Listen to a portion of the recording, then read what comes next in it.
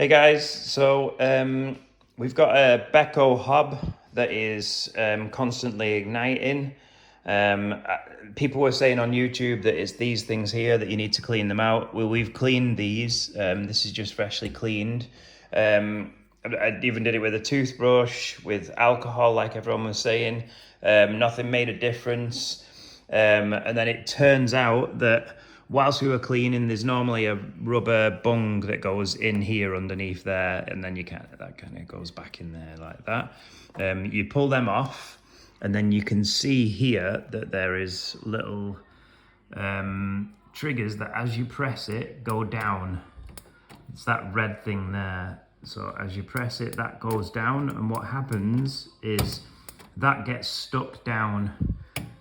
This is one that was still doing it a minute ago and I've had to free it.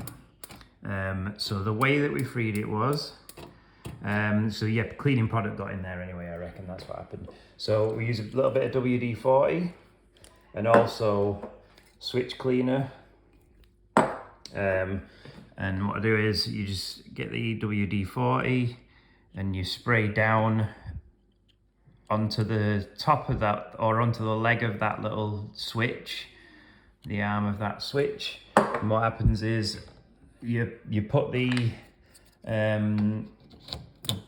knob back on, and then you kind of use your palm like that, and what that does is it'll move the little, where it's in its socket, it'll move it round and allow the WD-40 to sink down, just to free up that switch and allow it to move it back up and down again. And that's how we fixed it, and now they all work.